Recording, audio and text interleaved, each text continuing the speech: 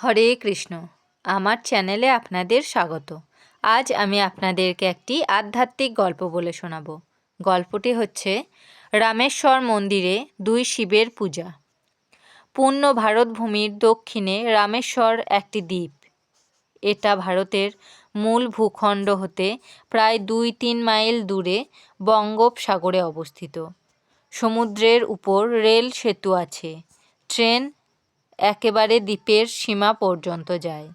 দ্বীপটি বালুকাময়। সমুদ্রের মাছ ধরে দ্বীপের লোকে জীবিকা নির্বাহ করে। এই দ্বীপের প্রধান আকর্ষণ রামেশ্বরের শিব ও রামেশ্বরের মন্দির। একই মন্দিরে দুই লিঙ্গের পূজা হয়। একই মন্দিরে দুই লিঙ্গের পূজা হয় কেন জিজ্ঞাসা করায় তীর্থগুরু রামচন্দ্র পাণ্ডা বললেন, শ্রীরামচন্দ্র লঙ্কায় রাবণকে বধ করে সীতা দেবীকে উদ্ধার করে এই দ্বীপে এসে পৌঁছালেন। এখানে এসে তিনি ব্রাহ্মণ, পণ্ডিত ও মুনি ঋষিদের ডেকে বললেন, রাবণ ছিলেন একজন নিষ্ঠাবান ব্রাহ্মণ এবং বিশ্রবা মুনির পুত্র। রাবণকে বধ করে আমি ব্রহ্মহত্যা পাপে লিপ্ত হয়েছি।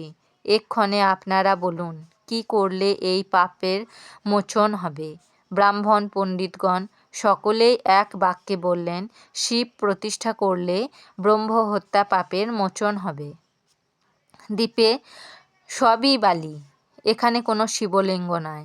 তখন শ্রীরামচন্দ্র হনুমানকে বললেন, তুমি কৈলাসে গিয়ে শিবের নিকট হতে একটি শিবলিঙ্গ নিয়ে এসো। আদেশ মাত্র কৈলাসে গিয়ে শঙ্করকে প্রণাম করে বললেন, আমার প্রভু শ্রীরামচন্দ্র শিব প্রতিষ্ঠা করবেন, আপনি একটি শিবলিঙ্গ দিন। শঙ্কর বললেন, হনুমান, এখানে তো শিবলিঙ্গ পাওয়া যাবে না, কাশীতে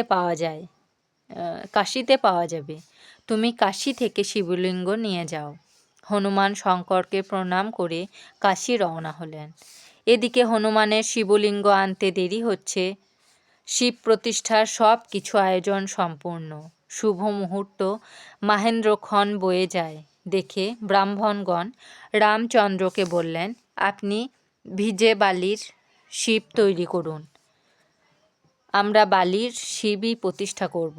তখন রামচন্দ্র বালির শিব তৈরি করলেন। ব্রাহ্মণগণ সেই বালির শিব প্রতিষ্ঠা করলেন। প্রতিষ্ঠা কার্য শেষ হয়েছে। ব্রাহ্মণগণ যজ্ঞে পুণ্যাহুতি দিচ্ছেন। এমন সময় হনুমান শিবলিঙ্গ নিয়ে হাজির। বালির শিব প্রতিষ্ঠা দেখে হনুমান রেগে অস্থির।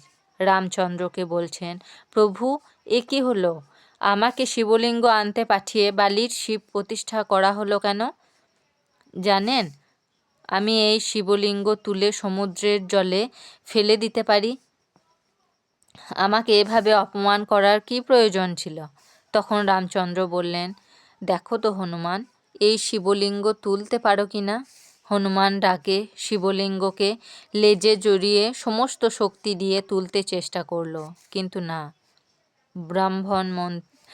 ব্রাহ্মমন্ত্রে প্রতিষ্ঠা করা শিবকে এক চুলও নড়াতে পারল না। পরন্তু মুখে এক ঝলক রক্ত দেখা দিল। হনুমানের দর্প চূর্ণ হলো। তখন হনুমান শ্রী রামচন্দ্রের পা দুটি জড়িয়ে ধরে বলছে, প্রভু, আমার অন্যায় হয়েছে, আমায় ক্ষমা করুন। তখন ভক্তবৎসল রামচন্দ্র বললেন, হনুমান, তুমি শান্ত হও। তুমি যে শিবলিঙ্গ এনেছ, ওই শিবলিঙ্গটিও আমি প্রতিষ্ঠা করব। তিনি হনুমানের আনিত সেই শিবলিঙ্গটি প্রতিষ্ঠা করলেন আর বললেন, আমি এই নিয়ম করলাম, ভক্তের মান রক্ষা করার জন্য আগে তোমার শিবের পূজা হবে, তারপর আমার শিবের পূজা হবে।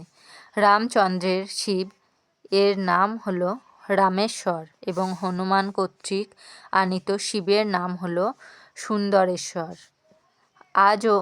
আজও প্রথমে সুন্দরেশ্বরের পূজা হয়, তারপর রামেশ্বরের পূজা হয়। এই বিশাল মন্দিরে পার্বতী, গঙ্গা দেবী, লক্ষ্মী দেবী, লক্ষণেশ্বর, হনুমানজি প্রভৃতি বহু দেবদেবীর মূর্তি আছে। রামেশ্বর মন্দিরটি প্রায় 50 বিঘা জমির উপর প্রতিষ্ঠিত আছে। শোনা যায় এই মন্দির পৃথিবীর সর্ববৃহৎ মন্দির। ইহার বারান্দা 140 ফুট লম্বা। এখানে রামকুণ্ড, শ্যামকুণ্ড প্রভৃতি নামে 22টি কুণ্ড আছে। এইসব কুণ্ডের জলে পুণ্যার্থীরা স্নান করেন। মন্দিরের কারুকার্য অতীব মনোরম। সুবর্ণ নির্মিত গরুর স্তম্ভটি প্রায় 30 ফুট উঁচু। একটি শ্বেত প্রস্তর নির্মিত বৃষ আছে, সেটি উচ্চতায় প্রায় 10 ফুট, লম্বায় প্রায় 20 ফুট হবে। মন্দিরের পূর্ব দিকে সমুদ্রে বাঁধানো ঘাট আছে। ঘাটের উপর জগৎগুরু শঙ্করাচার্যের মঠ আছে।